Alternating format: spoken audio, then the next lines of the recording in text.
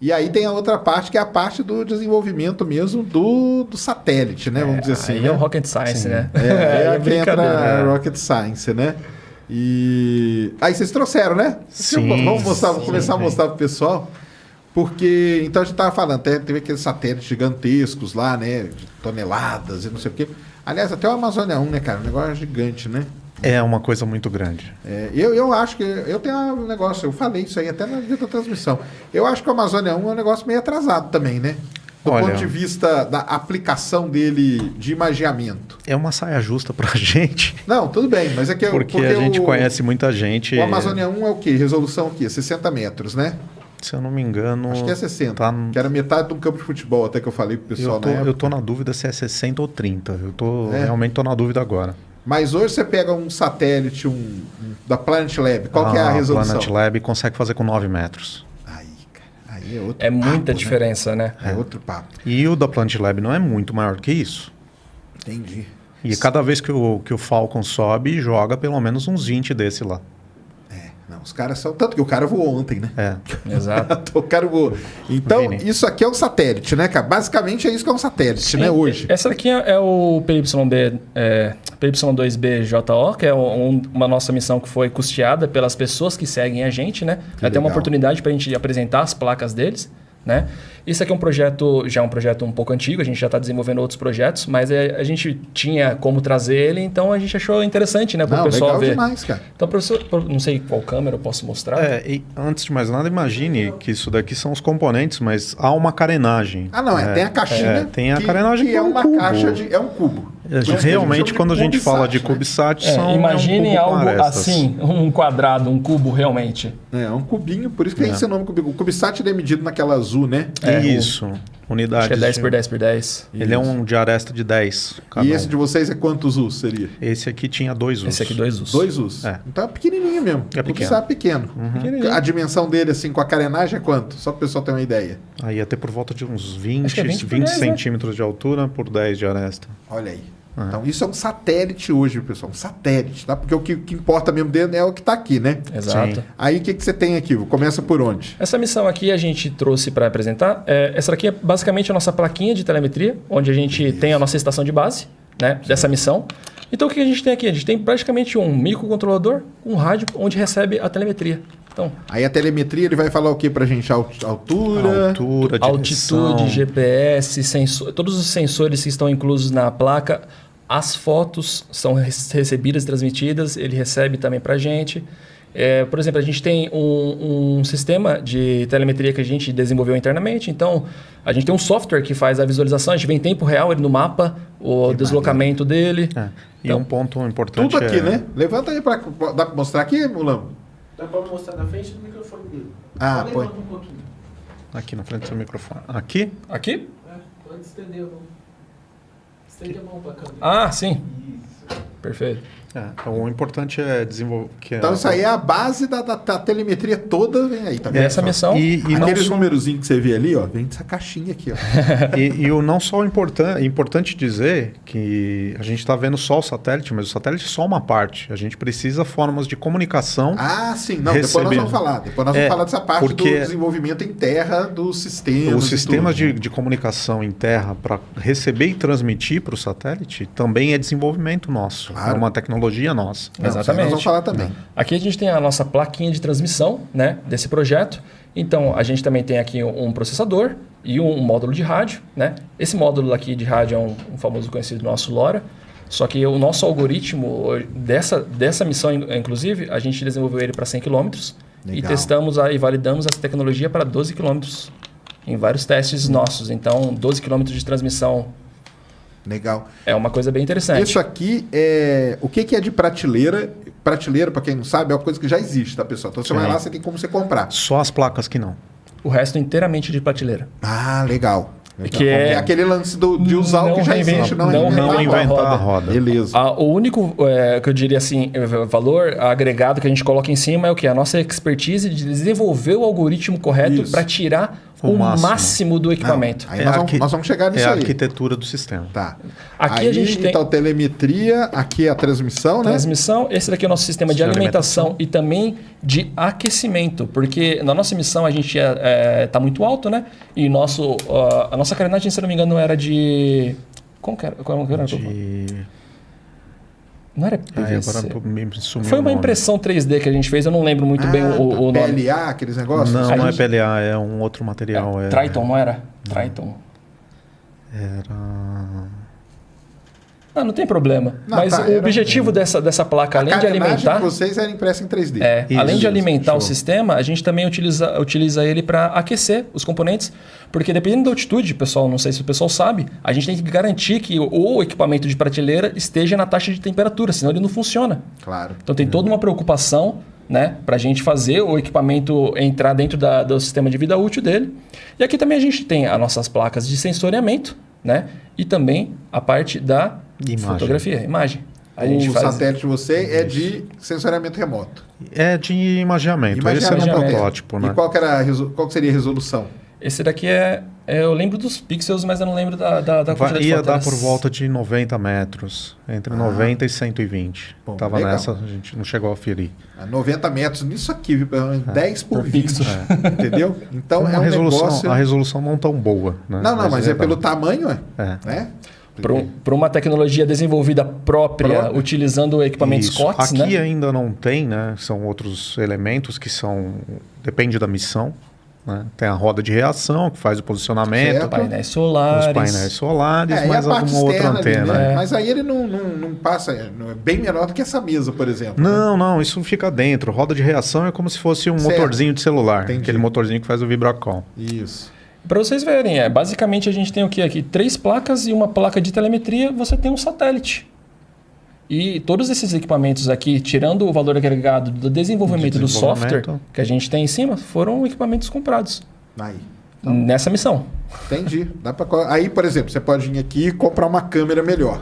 Sim, fazer o Pode upgrade para uma câmera melhor. Fazer Você os pode pôr upgrades. 2 câmeras. Sei lá, pode colocar 3 câmeras. É pode puro fazer Pode pôr simplesmente câmeras com espectros com espectros diferentes. de isso que eu ia falar. Exato. Pode colocar câmeras multiespectrais e tal. não sei Adequar o a quê. missão ao que você quer Aquela agregar. necessidade que você precisa. Cara, eu li antes de ontem, na verdade, que a quantidade de empresa que está fazendo SAR, que a gente chama, né? Que é o radar de abertura sintética. Sim. É impressionante. Finlândia, a China tem um monte de empresa. Eu acesso muito aquele site spacenews.com, é bom pra caramba, né? Sim. E os caras estavam lá com uma reportagem muito legal sobre a quantidade de empresa que está desenvolvendo CubeSat, mas em vez de colocar, é um SAR. É um Sim. dispositivo de radar de abertura sintética, porque aí a resolução é um negócio impressionante, né? E atravessa a nuvem, faz tudo, né? O Sim, SAR, ele sim, não sim. não tem papo com ele, né? Um dos pontos também que está sendo evoluído a gente tem trabalhado, tem sido evoluído, são aplicações de LiDAR, né? LiDAR é demais, cara. Não só o LiDAR, como... O LiDAR, o Reinaldo ontem aqui falou que o pessoal que está usando o LiDAR para descobrir civilizações, cidades antigas, por exemplo, na Amazônia. Sim. Que da hora. Então, civilizações lá, os índios lá que viveram muito antes do Brasil ser descoberto, eles viviam em cidades, tinham cidades com 10 mil, 20 mil habitantes. E você tem os restos lá. Então, o LiDAR é muito usado para isso, cara. Sim. Aí precisa ver do espaço, porque da Terra você não vai conseguir ver. Acaba usando como a parte dos spin-offs, né? Porque o que a gente está desenvolvendo aqui para aplicações de LiDAR aplica-se, por exemplo, a própria Tesla do Elon Musk utiliza isso para poder fazer o guiamento da inteligência artificial dos veículos, né? Exato. No nosso caso, faz outras aplicações, a gente usa pensa para outras aplicações, né? E outras formas de comunicação, como comunicação laser, ao invés de comunicação rádio. Legal. Rádio, para uma distância astronômica, é a melhor. Mas para a distância entre comunicações de satélites próximos, o laser é mais puro, é mais limpo. Que é o Starlink 2.0 agora dele, né? Exatamente. Os satélites vão se comunicar por leitão, né? Já começou, Sim. né? Lançou uma primeira leva aí, né? Exato. Desses, né? Não. Então, isso aqui, digamos, pessoal, isso aqui está na prateleira, você vai lá, compra essas peças, Tem no mercado, né? Não é difícil Sim. de achar e tal. Não é uma coisa complicada de achar. E aí tem a aplicação, que aí que é o mais legal de tudo, que é o desenvolvimento que vocês fazem em terra dos algoritmos, dos softwares e tudo mais. Exatamente. Que é o que fazer com uma coisa é lançar, depois outra coisa é o que fazer com isso, né? Exato. E aí que é por isso que eu falo aqui pro pessoal sempre, cara, negócio de programação é a profissão do presente. O pessoal fala que é do futuro, para mim é do presente, cara. Porque você vai resolver muita coisa com isso, né? Uhum. Quais as aplicações que vocês têm desenvolvida? O que vocês... Olha, por exemplo, assim, passando por cima aqui, que a gente faz. Tem alguns tipos de sensores desses. A gente tem, por exemplo, bibliotecas já prontas, como é o caso, por exemplo, da nossa transmissão exclusiva. É uma tecnologia que a gente desenvolveu internamente. É uma tecnologia que pode ser reaproveitada em serviços tanto internos aqui, como transmissão, talvez, na área rural. Transmissão legal, de informações. Então, é um spin-off, basicamente, claro, que a gente desenvolveu claro. interno. Foi um valor agregado que a gente conseguiu colocar, e isso num componente de prateleira. Então, por exemplo, o fabricante ele fala pra gente, esse equipamento aqui ele transmite até X. Daí a gente fala, tá, a gente vai conseguir fazer mais. Daí a gente tira... A Vocês vão lá e dão pushing the limits. A gente tenta legal. botar o limite um pouco mais além né, dos parâmetros de operação. Tudo isso com desenvolvimento de software. Exatamente. Legal. O ambiente espacial é um ambiente totalmente inóspito. Né? Porque nós estamos vivendo dentro da bolha da atmosfera aqui e a gente não pensa nos problemas que ocorrem lá em cima. Então lá em cima a gente tem variações de temperatura muito bruscas, muito rápido. Então ela pode ir de mais 270 a menos 120, menos 130 em questões de minutos.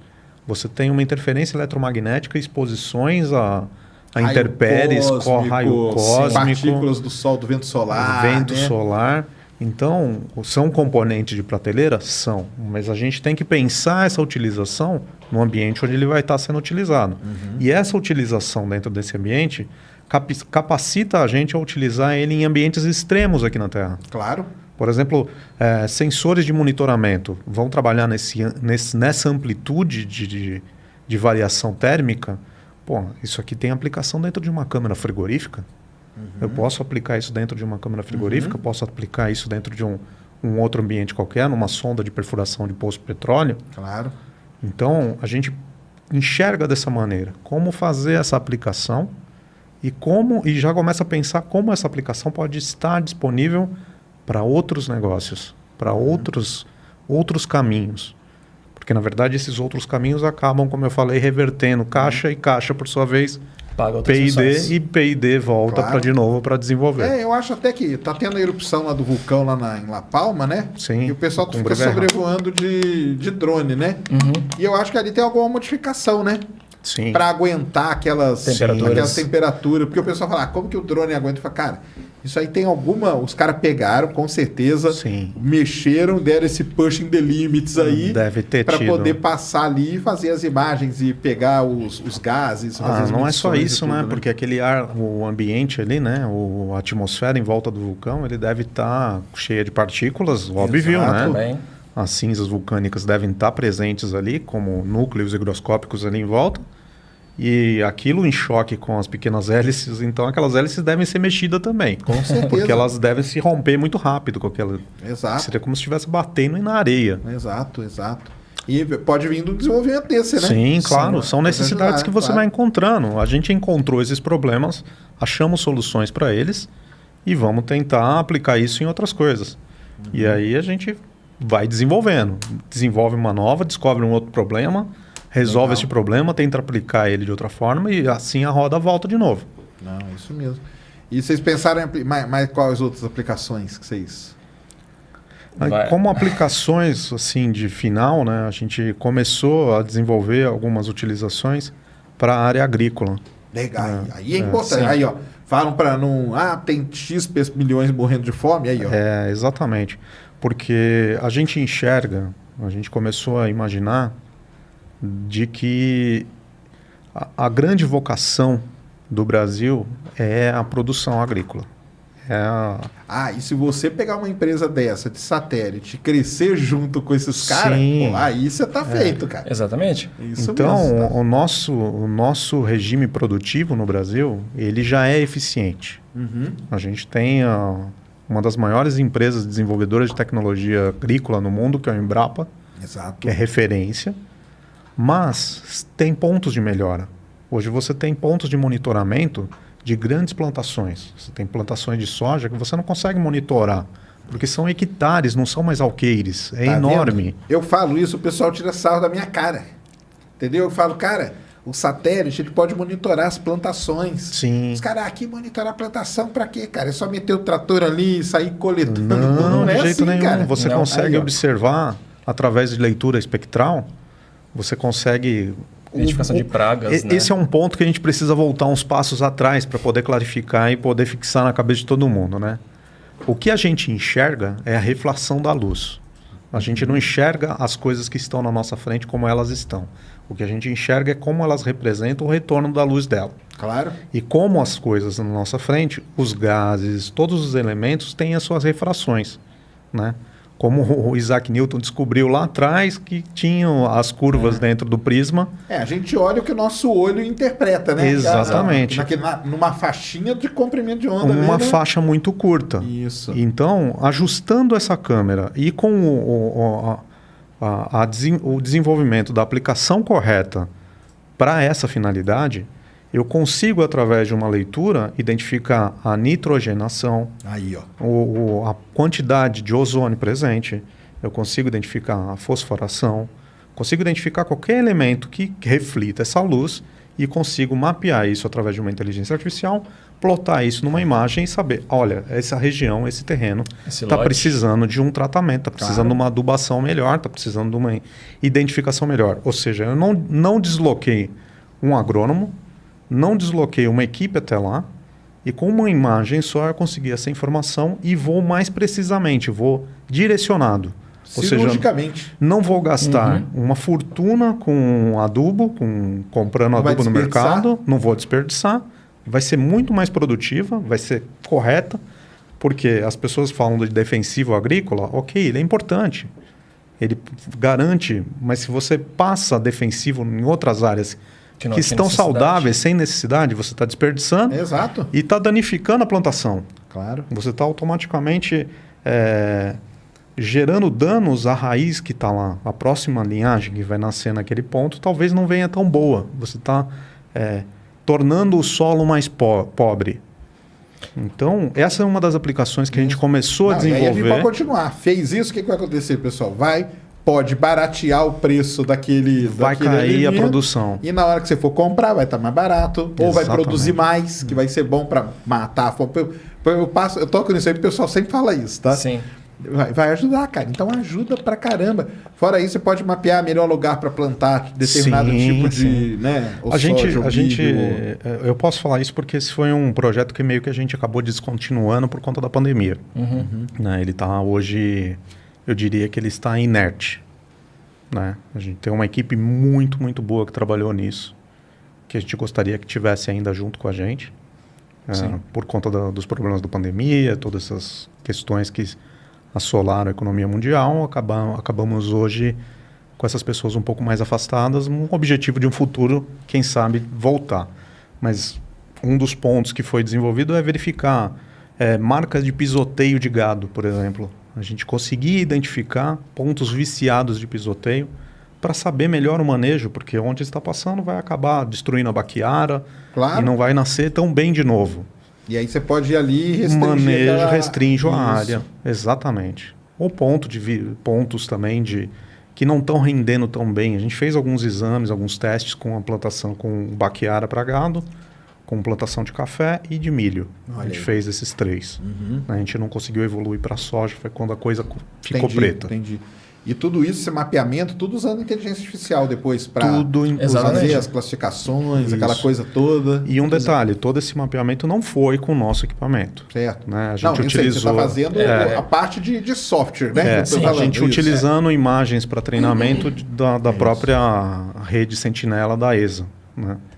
Porque ali o que a gente queria desenvolver é a tecnologia do tratamento, né? O tratamento da imagem em si. Sim. Então, não, é para o pessoal entender direitinho que tem duas pontas. Tem a parte do satélite em si, que é o que vai para o espaço e tal, e tem a parte de software e de aplicações, que é isso que a gente está falando. Então, onde você vai aplicar o que o seu satélite vai coletar de dados. Exato. Você pode aplicar em várias áreas, nessa aí que ele explicou e tudo. Como o satélite não foi ainda, então se você pega qualquer outro tipo de imagem, de qualquer outro satélite, desenvolve um mesmo software princípio. em cima daquilo ali, quando o seu for para o espaço, acabou, tá pronto, tudo você pronto. junta ali e aí você tem a cadeia completa. É isso, é né? um circuito fechado. A gente pega as imagens que tem aquele espectro. Claro, a Que a imagem gente tá buscando, que você está é. buscando, que vai ser o sensor que vai no Isso. seu, e faz todo o desenvolvimento, e com esse desenvolvimento depois Já você põe... trabalho para montar o nosso sistema. Traz o relatório diretamente para o consumidor final.